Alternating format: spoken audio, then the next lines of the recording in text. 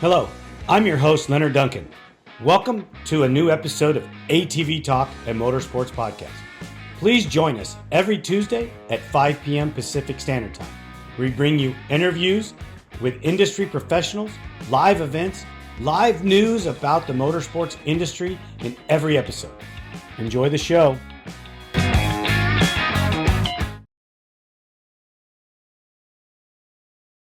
Keith Johnson, welcome to ATV Talk, man. How are you? I'm good. How are you? Long time no see. Yeah, it's been a while. You know, I kind of figured that we would have had one of these years ago. I just don't think our schedules meshed up. Yeah, I mean, I've been busy with kids and them starting to race and playing hockey, and it's just been crazy. It's kind of hard to believe that the years go by so fast. Yeah, I mean, it's like you blink your eyes and it's been what I stopped racing quads in 2013. Yeah, I raced my last race in 2005. So it's 20 Yeah, years ago. I know. It's crazy. It's crazy. Where's the time go? I don't know. We just end up working and working and working. You know, this is your first time on the show, and not everybody knows who you are, but hopefully by the end of this, they will. Yeah, hopefully. You were an amateur racer when I met you at Works. Um, were you in the A class when I first met you, or were you still in the B class? I raced. So my first season racing, I started out, I did one race in the C class and then moved up to the B class the very next race. And then my third race at Works ever, I was already in the A class. Oh, So so you by the were time you met me, I was already in the A class. right. That's crazy. Um, the progression from learning to ride, where did that come from? I grew up riding all my life. I mean, pretty much I was up at Pismo with with my family, and I remember, I mean, I was like 3 years old, 2 years old on a LT 50 little Suzuki that I still have actually. Oh. So, and my kids rode it, but they're like, Dad, this is way too rough to ride. Oh, come on. Yeah, That's yeah. crazy. The kids are telling you that it needs suspension. Yeah, yeah, yeah. I mean, I was just like, well, guys, like this is what we rode. Like we didn't get all this fancy suspension when we were younger. Well, yeah, I mean, they don't even realize that for most of the beginning three-wheeler portion of the industry was non-suspended. Yeah, yeah. It's crazy. It's crazy what we did. I mean, my first works race that I ever did was on a bone stock TRX 450. Well, Nothing done to it whatsoever. oh, there you go. And it was at Pismo, so you could only imagine how rough that was. You know, the first time I raced Pismo, it was like a freeway. Really? And I told Doug Eichner, he says, dude, there was no whoops there. I said for 2 hours, there was no whoops. And when we raced it with Works, oh my God, the whoops were the size of Volkswagens. Yeah, yeah, dude. I mean, they were just and it's like they were everywhere. Like they never went away. I mean, Right. it was the whole track. It was pretty kind of cool to get to race at Pismo, though, wasn't it?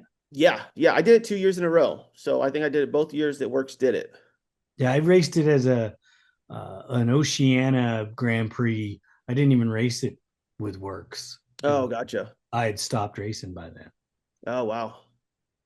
Yeah, Yeah. it was a lot of fun. Yeah, it was a lot of fun. I mean, staying in the campground, and I remember we got stuck in the campground because something happened with the train, and we had to go through backfields to get to the race in the morning.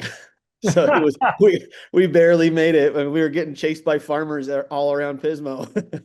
Man, and now there's houses and they want to shut it down because the wind blows, the sand, and I mean, people are just ridiculous. I can't. Yeah, yeah. I mean, they shouldn't have bought a house there. Well, that's yeah, my point exactly. You know, Yeah, the racetrack or the dunes were there, or the racetrack was there before you moved in, and you moved in, and now you don't like it. yeah, yeah. Not our problem. Yeah, sorry, get over it. Exactly, exactly. So years and years of of riding in the dunes. And did you guys go to the hardpack desert much? No, never. It was always Pismo. My dad didn't like because our closest desert to us is Cal City or Gorman or something like that, and he just always said it was too dangerous to go up there, and so we never did. And like I never rode in dirt before I started racing works. Never rode in dirt at all. How much jumping did you do before you started doing works? I mean, we were just playing around at the dunes, it was nothing crazy. And then all of a sudden I was like, well, wait a minute, like this jumping stuff is fun. And that's that's when I really fell in love with it right away. Yeah, well, you were one of the bigger jumpers in the class for a number of years. Yeah, I didn't like my dad would always ask me, he's like, well, what year are you gonna hit that in? I'm like, I don't know. I'm just gonna hit it. I mean, I remember being up at Washougal and I was watching all the pro riders hit that big triple, and my dad standing right there in the pits. We were making shock adjustments, and he's like, I told him, I was like, Dad, I'm gonna hit that. He's like, no, just roll it, like you'll be fine. And I freaking came around the corner and hit it first lap on the track, Yeah, and my dad's like, dude, you're crazy. And I yeah. never I I, never jumped it during the race. you never jumped it during the race? No. No. Why not? Well, the first lap we came around there was just way too crowded, and I just doubled it. And then the second time I came around there, I saw Collins Webster broken axle. So I'm like, well, there's really no reason to jeopardize my race, so I'll just double it and play it smarter. Wow, that's back when there was a production A class and a open A class, and the Yep. lines were full. Yeah, yeah, we had to qualify. I mean, it was like big time. If you didn't qualify in production A, you had to race open A. And I mean, and open A, we had two lines, Yeah, so it was crazy how many quads we had back then. I mean, like Javier Robles coming up from Mexico, we were racing with him, and it was crazy. It was just so many people. yeah. Flores, Yep. Webster. I mean, there was just so many of you. Fuller. I mean, there were just so many of you guys there when we were at Speed World that one time. The full gate of pros, and then a couple extras, and then two lines of pro am. Yeah. And they talk about nobody ever raced works. There was never anybody there. Well, from what I can remember, there was for 3 or 4, maybe 5 years, there was just tons of people racing it. It Oh yeah. dwindled down a little bit, but there was still a lot of guys racing. Yeah, yeah. I mean, I'd always race production A, and then my brother would always race open A. And I end up qualifying in production, and then he'd ask me, he's like, Keith, can you race open A with me? And I was like, sure, I'll race it. And like just to kind of follow him and make sure everything was all good. And I remember I got the worst start I had ever gotten in my life. And I was a great starter. And I got the worst start. I was dead last. And he ended up like second. And so I'm coming through the field, and I remember catching him in the forest, and my mom and dad, they're putting on the pit board, help him, help him, help him. And so I just stayed right with them. And then finally we got to the works cross, he hated the works cross. And we, I end up passing him through there. And then I was like, I'm going for the leader now. So I was catching the leader, and then everyone said he was falling back on the pit board because he really wanted to qualify for Pro Am. And so I end up falling back with him to chase with him. And then I remember coming down a downhill, coming up to this tree or this turn, and I'm yelling at him like, "Go! Like, what are you doing? Go!" And next thing I know, I see him turn left, and I just went straight off into the trees, like head first into the trees. And like I was okay. I got up and I finished the race, but I mean he qualified, and it was just like one of those moments where I was just like, oh my God, like I'm literally yelling at him, and then he ends up going and finishing third or something like that, and I ended up off the track in my head. Man, and your sister was the photographer taking Yeah, all. my sis. Yep, my sister was out there taking all the pictures. I remember driving riding around and have a water bottle after a pit stop and make sure I throw her water. Take that out of my mouth. I'm like, you better look out because it's coming in hot. Oh man. And you guys always had a herd of dogs. Yeah, it hasn't changed. My parents still have 6 labs. Man, it's just insane. Yep. Six labs. Um, we have 5 Chihuahuas. Yeah. And I can't handle that. And Yeah. those are little dogs. Oh, that's crazy. You know, you raced a number of years in the A classes. I know that there was always that big push. You know, once you won the pro am title, you had to go up, or the second year you had to go up. What was it like in the transition from pro am to pro? Well, see, I never won a pro-am championship. I know, So, but you transitioned.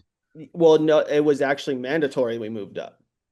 Really? So, yeah, it was mandatory. We were at the awards banquet, and that's when Sean said it was mandatory for the top three to move up from pro-am. And we were just like, oh my goodness.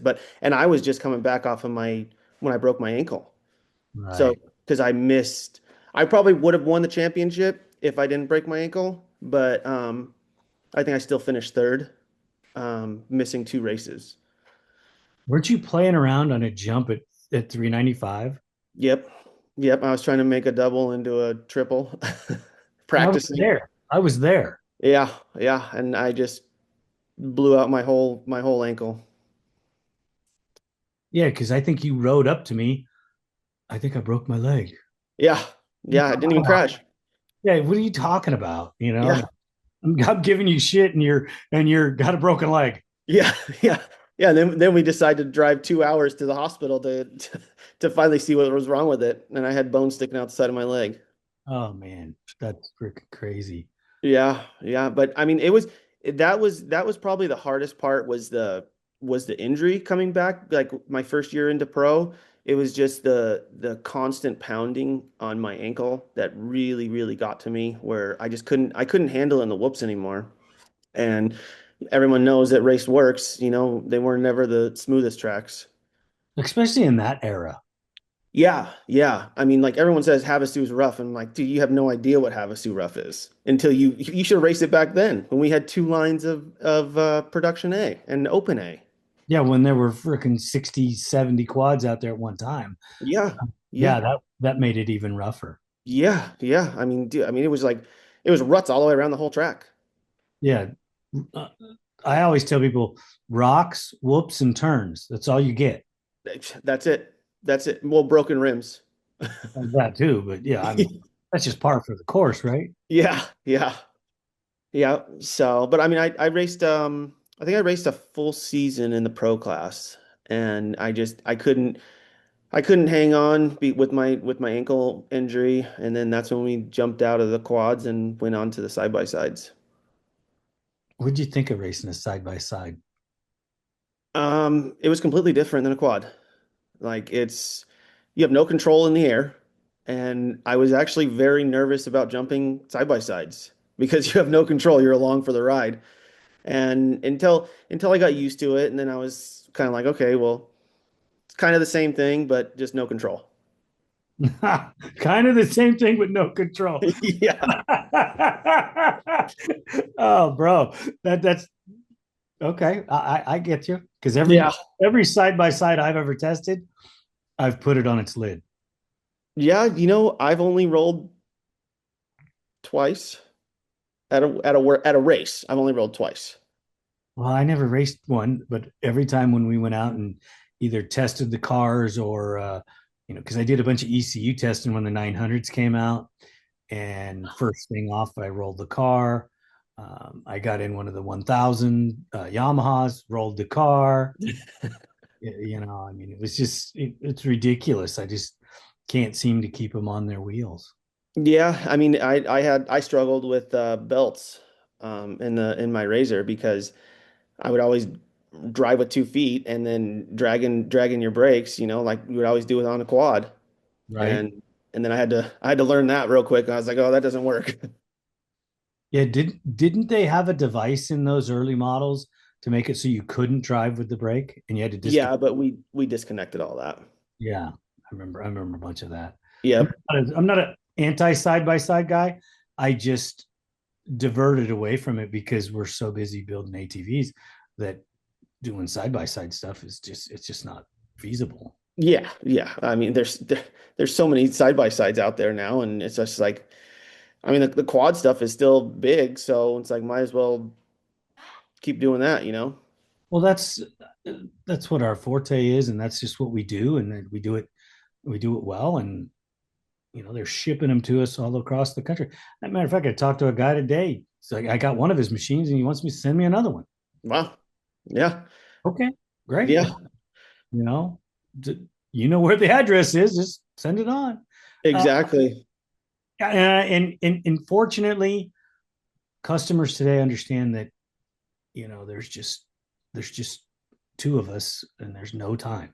Yeah, We're not messing around. We're not out drinking and partying. We work 7 days a week. And granted, Sundays might not be as many hours as the other 6 days, but we're still out there doing things. yeah, yeah. I know. I mean, I had to go down to you guys for some. I think we bought your one of your old cowies. Yep, you did. You bought one of our old cowies, and your dad and sister came down and bought parts from me one time for the cowie Yep. before you bought mine. That was right when Danny Ray said, sat me down after I get him these two Kawasaki's. They're all decked out, ready to race. We've raced him a few times. We're setting it up to go back, and he goes, Dad, I enlisted in the military. Yep. Well, that means your race career is over. Yep, exactly. I remember that. I remember that like it was yesterday. I remember him talking to me about it. It was within 2 weeks I had both bikes sold. Yeah. Yep. I think we still have parts from you. Yeah, it's just okay. And he still to this day, I don't think he's forgiven me.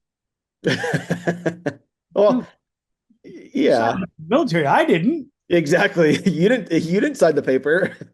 Yeah, wow. It was those times at works. They were a lot of fun. A They lot. were It was very family oriented, you know. It was like all the families. I mean, the Johnsons from up in Reno, and it's like the Websters, and it was everybody, the Fullers, you know, like it was like it was like a family vacation every works race every month. You know, going to Washington. I remember going to Washington with Josh with the Rose and the Fullers, and we went on the jet boat tour, and you know, we had such a good time. And that was at what I think that was at Washougal, and we stayed up there for like 4 days, and we had this whole activity center, and you know, it was just a great time. It was always so much fun.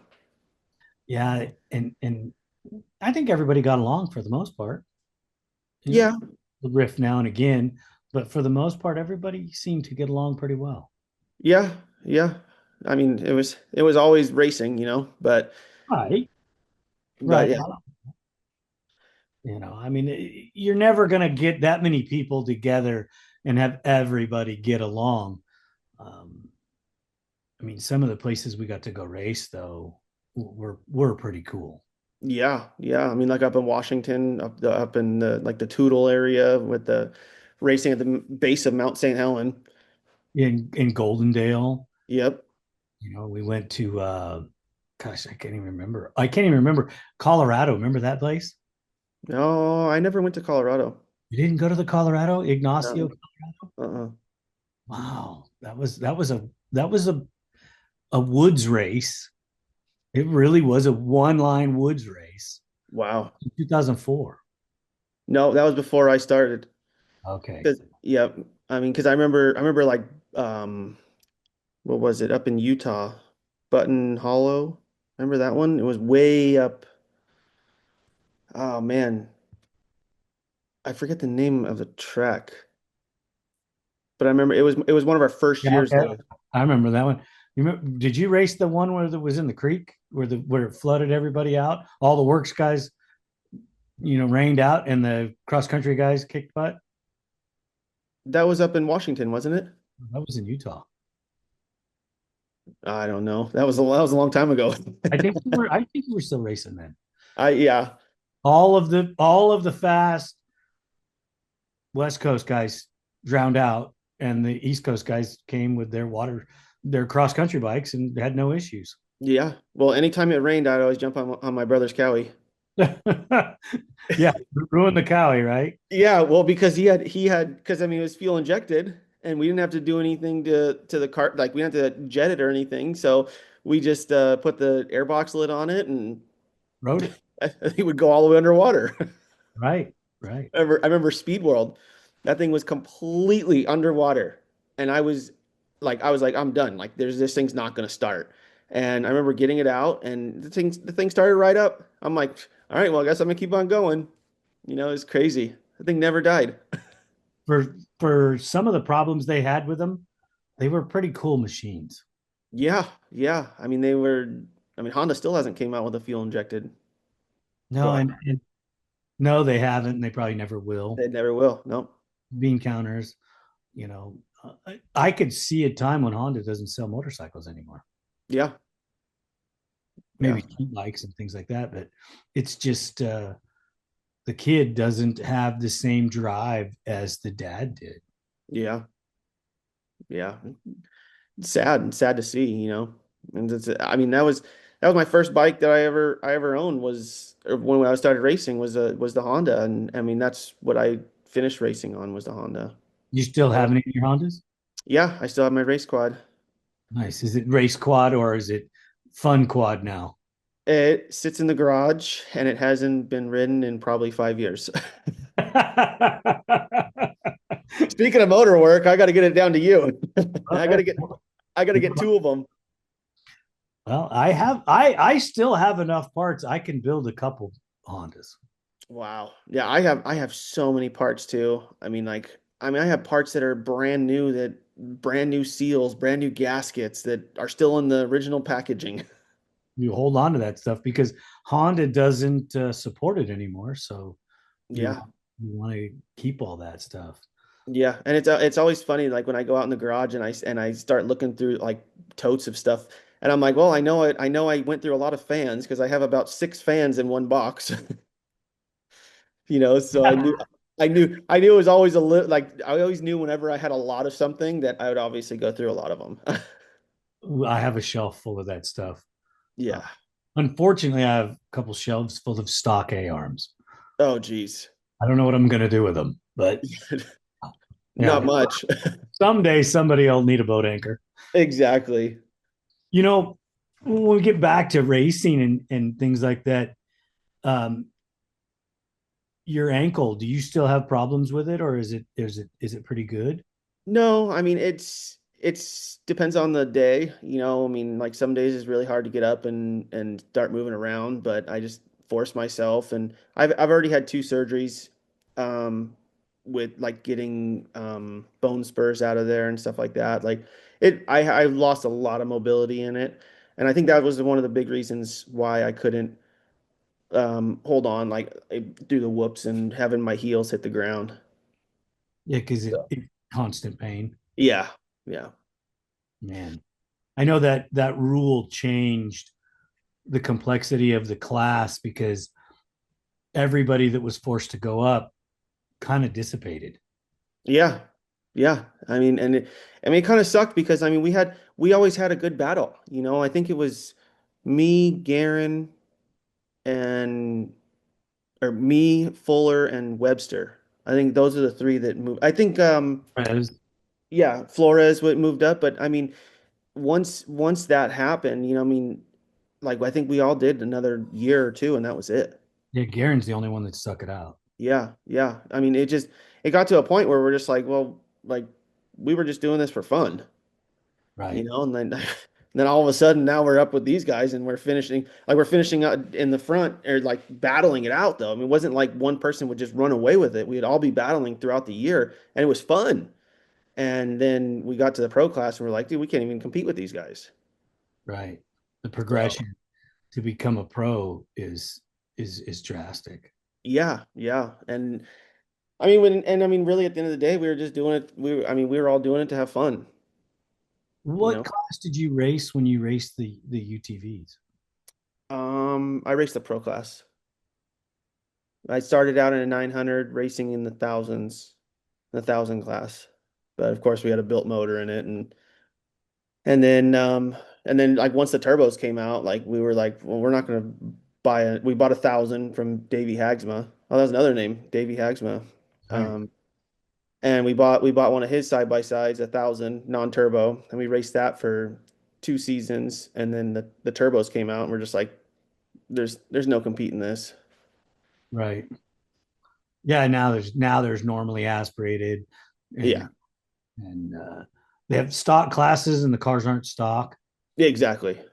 I still scratch my head over that one. Yeah, yeah, I know. It's a normally aspirated stock class. Yeah. Well, why is it not stock?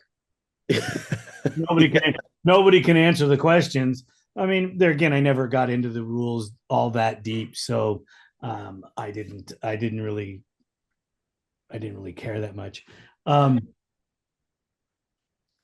were you dating your wife when I was around? Um, it was my last year of works. Right. Um, I remember we found out that yeah, I think yeah, because Yeah, because you yeah, didn't just get you got married and got pregnant, or got yeah, pregnant and got married, or something like that. yeah, because it was the year that Fredericks crashed in Havasu. Okay. So that was my first year pro race, my first pro year. And I remember for some reason something told me that race. I'm like, I'm just gonna sit out. Like I don't feel comfortable. Like my ankle was bugging me from just practice on Saturday, and I never raced that race. And then when we got home, we found out that she was pregnant. So I was like, oh, something told me not to do it. And it was just weird. And then yeah, then we got married later on that year. How many kids you got now? We have four. What the heck? Four? Yeah, yeah. My son, he's 12, and then I have a 10-year-old daughter, 7-year-old daughter, and a 3-year-old daughter. Man. Yeah, hands are full. Yeah, you're like a busy guy. Yeah, yeah. I mean, my son's racing circle track cars in Vegas with my sister's kids, so that's a lot of fun to watch. And my 10-year-old, she's trying out for a club soccer team in February. So, oh, my son also plays travel ice hockey. So, yeah, we have a lot of time. You guys transition and move to Vegas too? No, we're still in California. Oh, so you drive over for the races and stuff. Yep, yep. It's usually me and Evan, my son, we'll drive out and he'll race, and then we turn around and have to be home Sunday morning for his hockey game. Oh, wow. Yeah. Doubling it up. Yeah, yeah. It's I mean, that's what my mom and dad did for me when I was little. We would always be going somewhere for me or my brother or my sister. It was always something. Man, did Grandma and Grandpa go to many of the races? The works races? Any of you the races for your son driving Oh the yeah, yeah, the cars stay at their house in Vegas. Oh, So they moved to Vegas. yeah, they moved to Vegas. They're there full time now. They were going back and forth for quite a while, for I think almost 6 years. And then they finally moved out there full time now. And so all three race cars stay at their house, and they sponsor the kids racing. Nice, nice. Yep. So did your mom get to retire? No, she's still not retired. She still works, and she works remotely, but still has to come in once a month. So my dad doesn't think she's ever going to retire. Well, your mom was always planning something, involved in something, there was never any downtime. The rest of us want to sit down and she's like still wanting to do. Oh yeah, oh yeah. I mean, how many times did you get breakfast sandwiches Sunday morning before the pro-am race? Not that many because I was always busy, but if I walked up, I did. Yeah, yeah. I mean, Whether I wanted my it mom or would. not, you were getting. Yeah, it was getting handed to you. Exactly. Exactly. There were so many like we talked about, there were so many cool things because you could go to any given family's group at that moment and something, whether it be dinner or lunch or, hey, you haven't eaten all day here. And like, Yeah. okay. Yeah. I was right in the middle of, changing that axle carrier. But yeah, I can eat something. Exactly. Exactly. Yeah. The good old days. We were busy working on stuff. Dude, it was incredible times. I mean, it just really was. Yeah, yeah, it was always such a blast. I mean, like just to see everybody, like I mean, once a month we'd see everybody, and it was we would you hang out before the races and then we'd go race and we'd hang out after the races, and it was always so much fun. I know, I know. When you stepped away, what was the transition like for you? It was very hard. It was I mean, because everybody always says like once you start racing, like it's a drug. You can't get rid of it. And I just I remember the first works race that I missed, and I was just kind of like, this really sucks, But I was like, you know what? But it's about my family now. It's about my son when we had him, and that made it a lot easier. Um, Bo Barron still tries to get me to come out and race a race, and I'm like, dude, there's no way I'm not coming out and racing a race. I'm scared. I'm scared to jump now. Wow. I can't believe you said that. Yeah, I mean I rode a Cowie in Glamis over Thanksgiving and I was jumping it a little bit here and there and felt comfortable, but it's just I don't miss getting hurt. I don't miss being in the hospital and it's there was a lot of that. Well, you were also a risk taker. No.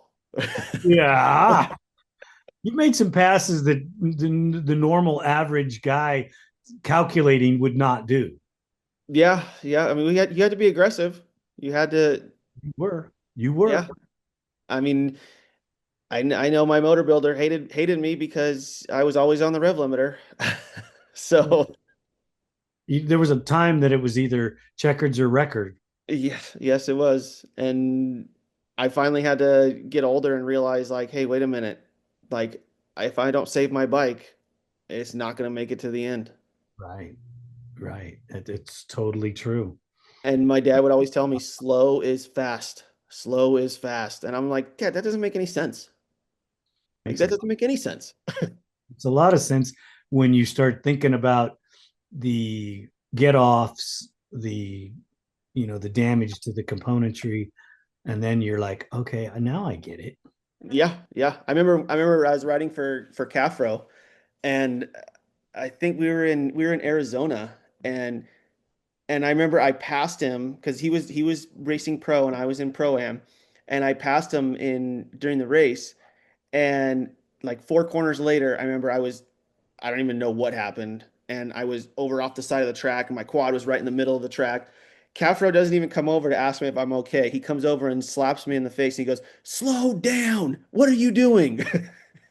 You, and I'm like, "Oh, thanks. Yeah, I'm good." And so he helped me get up, and I kept going. That sounds like Capro. Yeah, I had that with Tim Shellman too. And I remember that. I remember Prim. I caught the pros on the like second lap at Prim, and I mean I felt so good. I was like, oh, I'm winning this race. Like I was gonna check out, and I remember Tim Shellman. I passed him, and then I crashed like a couple corners later, and he came up and I don't remember him talking to me at all, but he told me, he's like, dude, he goes, I looked in your eyes and or I looked in your helmet and I saw birds going around and around and around. And then I started complaining my neck hurt. And he's like, no, you're not getting up. And he goes, Keith, you're literally ready to fight me. And then I had to have him start my quad for me. I don't remember a lap and a half after that, but I finished the race and Timmy was just like, dude, you are nuts. Like, you need to slow down. And that's coming from Timmy. Yeah, who crashed on the parade lap at Havasu. Yeah. Yeah. Oh my gosh. Oh man, that the closest thing that I ever had happen like that is I put a new set of sneakers front tires on Eichner's bike with solid wheels, and we didn't check the clearance for the valve stems. And he went out for the parade lap, and the rotors cut the valve stems because the whole offset was wrong, Yeah. and we had to change the tires before he could go to the line. Oh my gosh. We almost missed that one. Yeah, yeah. I mean, it was always last minute stuff every time you're going to the line. I remember I had no brakes going to the line one time, and I'm like, my dad's like, "Well, I'll go get the wrenches. We'll bleed them on the line," and I had no rear brakes at all, and we couldn't get it fixed, and the caliper ended up going bad. You didn't need rear brakes anyways. Nah, just use your fronts. Go to training. Yeah, no, no, not in those Hondas. No, you didn't want to. You didn't want to use the Honda transmission that much. Yeah.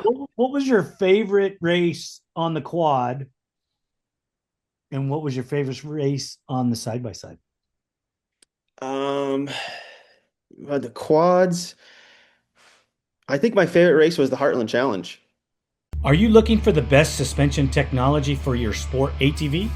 Look no further than Elka Suspension, the industry leader in sport ATV suspension technology. With championship wins in prestigious events such as the Dakar Rally, Score, Best in the Desert, ATV MX, Cross Country, and WORCS, Elka Suspension has established itself as the go-to choice for athletes and enthusiasts alike. But they don't just stop at ATVs. They're constantly expanding into new markets, including UTVs, trucks, SUVs, pit bikes, snowmobiles, and more. Their commitment to innovation and quality means they're always looking to improve and adapt so you can enjoy a smooth ride wherever you go. Want to learn more about what Elka Suspension can do for you? Visit their website at elkasuspension.com or give them a call at 450-655-4855. They will always be happy to answer your questions and help you find the perfect suspension solution for your needs. I Okay. did that one, and that was a lot of fun. I did it with Blaine Vidassi and Blake Barnum, Okay. and I think we finished second place in that one in the Pro-Am class. That Wow. one, I mean, that was my first race I've ever done on the East Coast and with a West Coast bike. So it it was very tight through trees and stuff like that. But I mean, probably the for the side by side was probably up in Washington races. Like that would probably be like a works race too for a quad would be Washington, like Strataline with the works cross and stuff like that. That was always fun. They had, not everybody realizes, but Strataline in '86, I raced an ATVA national there. Really? 1986, got second place, Wow. 200X. Wow. Yeah, that place was always so much fun to be at, because we always were like, oh, wonder what they're gonna do this year for us. That's when all the guys from the East Coast came out there and thought that they could race in the trees Well, until they they got the works won. cross. Well, they won. Yeah, yeah, they were. Billy no, it wasn't Balance. It was Chris Borich, because him and I were just talking on the phone the other day about it. Oh, really? Yeah, and he was kind of disappointed, and then he came down to Mesquite and wasn't disappointed anymore. Yeah, Mesquite, yeah, Mesquite. Anybody that raced Mesquite or Havasu, um, you earned it. yeah, yeah. I mean, your hands told the story after the race was over. Yeah, Every every race, I mean, your hands are literally bleeding with I, blisters. I still love Havasu. I know that there's no way I would go back and race it right now. There's no way. Yeah, I don't think I would. There's no. I don't even think I would take a parade lap. Well, and what's funny is just today I looked at the work schedule for next year and I'm like, like this could be fun. And then I'm like, yeah, but I don't know. Do I really want to train that hard? No, not anymore. How old are you now? 42. 42. Wow. And I knew you when you were a punk ass teenager. Yep. Yep. Wow. I am old. Dang, No. that that's crazy. I mean, because Garen, he's got 3 kids. Yep. My son's got 3 kids.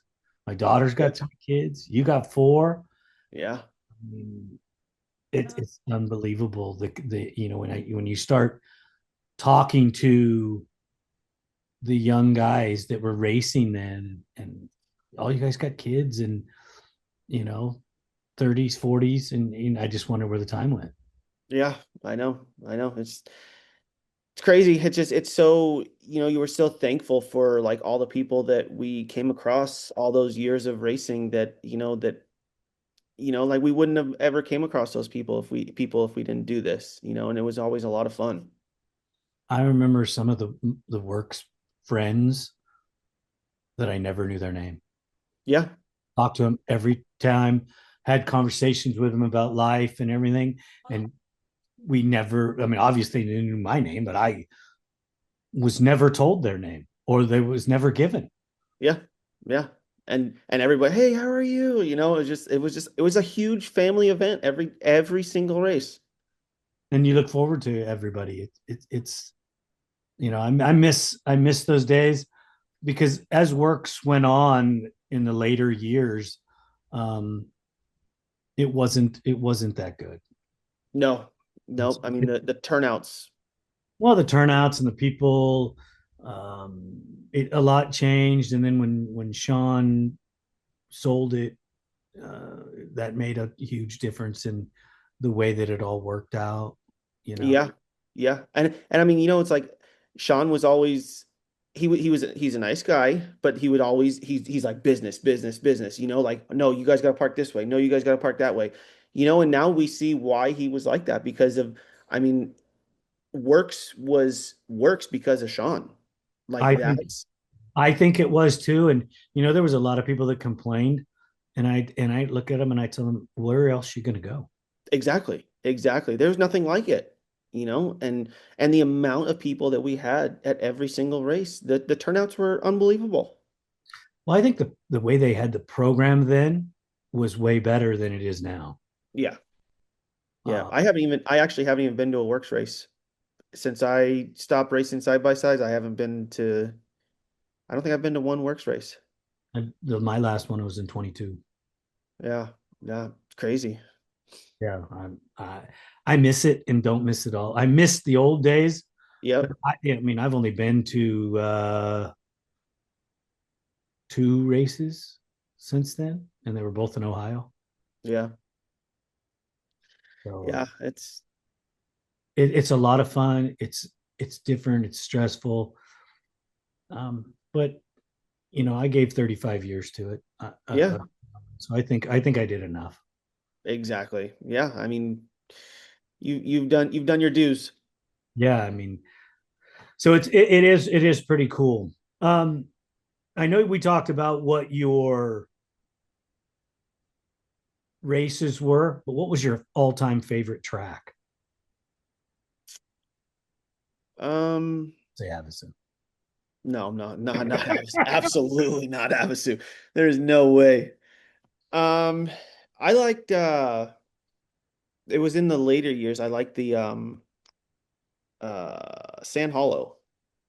Oh, okay, you liked San Hollow. I did. I really liked Sand Hollow, and it was really rough, and it just brought me back to my like old roots of racing in the sand. Well, yeah, you come from that environment. I can see that. Yeah, yeah. So They I would probably say Sand Hollow. they quit racing there because of safety. Yeah, yeah. It was if you didn't know sand, if you didn't know sand dunes, I mean, it was pretty crazy because there was sometimes you didn't even see that dune, and all of a sudden you're just jumping off the edge, and it wasn't bad if you knew how to ride in the sand. Well, what I was told was it was all the um, underlying rocks that you Yeah, couldn't see, and there were a lot of them. there was a lot of them. Probably worse for the two-wheelers than the quads and the side by sides. Yeah, I mean the quads. I mean you hit a big rock in the sand that you don't see. You're getting shot off 15 feet off the side of the track. You have no idea what's over there. Right. I hear you. I hear you. So Um, I crashed pretty hard at a in a side by side off of a dune, and I came from the sand, and I freaking nosedived it straight off the top of a dune. didn't I even. I was just like, oh my, I didn't even know what was wrong with me. I know I could still feel my feet, so I was like, I know nothing's broken, but I think it just knocked the wind out of me, and that was my last lap that I raced there. I'm like, I'm not doing this again. Who was the toughest competitor during your time? Um, Probably Garen Fuller. Really? Yeah, me and Garen we would always battle. I mean, I have a picture of him right behind me, and I missed a shift in Havasu, and I overshot this tabletop, and Garen, I remember after the race, Garen was like, dude, I thought you were dead. Like, he's like, dude, you were so high in the air and you just did not come down until you were all the way in the corner. And I mean, it was with him, like Garen Fuller and then Collins Webster. Like we would always have such good battles. I mean, Flores too, and it was always Webster was hot and cold. yeah, yeah. I mean, some days he'd be good, and then he got on that Can-Am, and I don't know, it was just like I don't know what happened. He was way better on a Honda.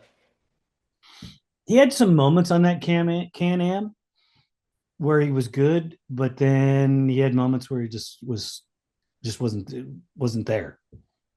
Yeah, yeah, yeah. I know. I mean, like Garen was always so consistent. He was such a smooth rider, and like when I'm behind him, I'm like, God, like why are you going so slow? But I'm like, but we're going fast, Right. So it's all, and that was all you coaching him how to ride that, ride that way. No, you know what? I think that came from his dad and his motorcycle and dune experience is Oh, where he, really? yeah. Uh, I actually wanted him to be more aggressive. Really? Yeah. Because I thought that he was a little timid. I don't think he was timid. I think he was so smooth and so consistent all the time. Well, calculated too. Yeah.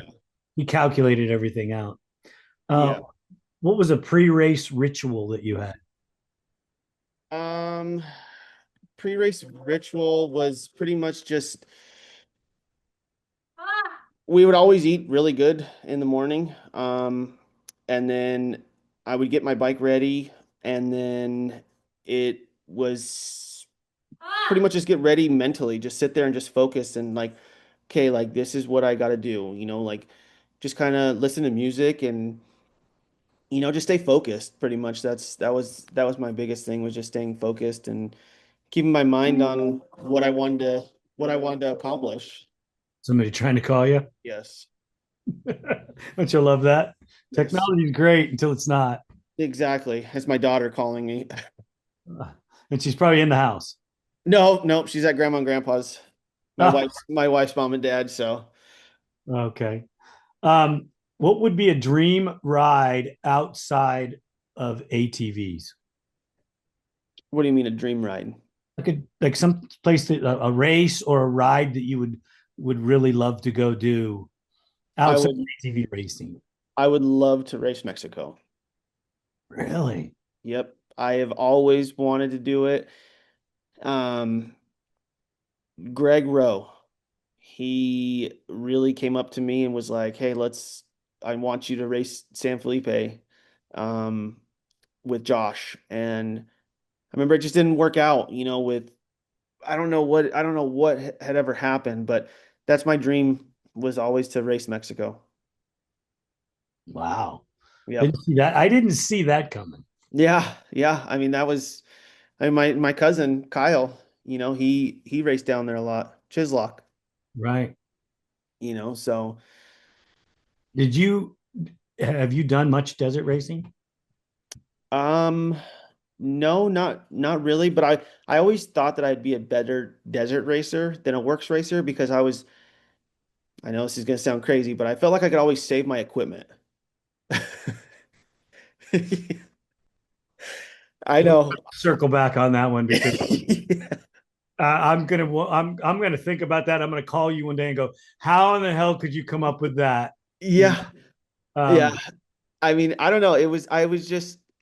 I like going fast, but it was like I just like to be at a consistent pace. And I just felt, I mean, Works was always so much fun, in the desert sections. I love the desert sections. But then it was like I also like the motocross, so I mean, I don't know. I mean, I would I do it in Mexico now? Probably not, just because I don't know. I don't know if I would. it's I a don't different know. world now. I don't know if my wife would let me. It's a different world down there now. I Yeah. mean, not necessarily Mexico.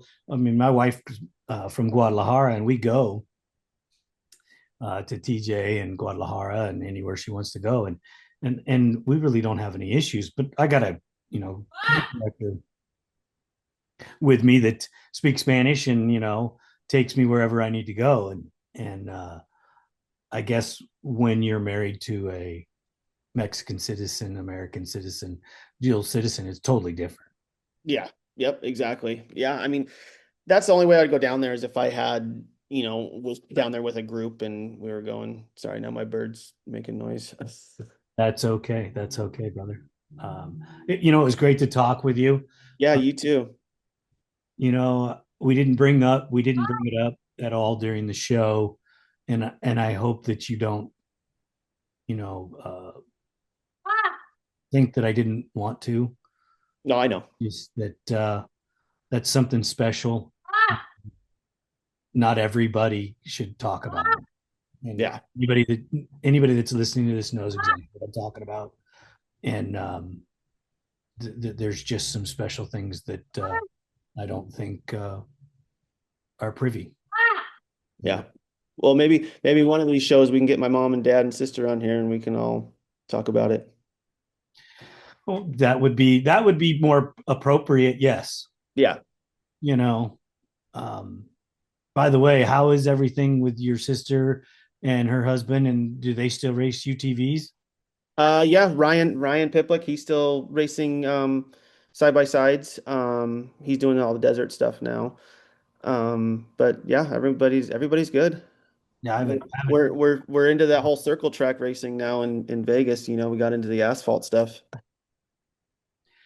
I don't know. Is it any cheaper? Yes, it's a lot cheaper. Really? Well, don't ask my mom and dad that. Well, yeah. For them, it never was cheap. No, never, never. They got done paying for all you kids, and then boom, right into paying for grandkids. Exactly, exactly. Yep. How many grandkids do they have now? Uh, Six. I have No, six. seven. Sorry. Yeah, I have six. Yep, Gina seven. has three. Danny Ray has three, and I still got three kids that don't have kids yet. Oh wow. Yeah, so we're fixing to have a bus load. Yeah, you're gonna have a lot. Maybe someday. When Yeah, exactly. the girls got to decide that they want to be married and have kids. So Yep. Yep. It's not for everybody though. right, exactly, brother. It was an amazing conversation. I'm so glad that you took the time to talk to me, and Yes. I'm glad that it worked out.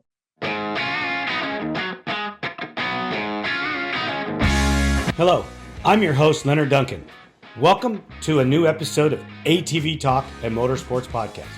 Please join us every Tuesday at 5 p.m. Pacific Standard Time. We bring you interviews with industry professionals, live events, live news about the motorsports industry in every episode. Enjoy the show.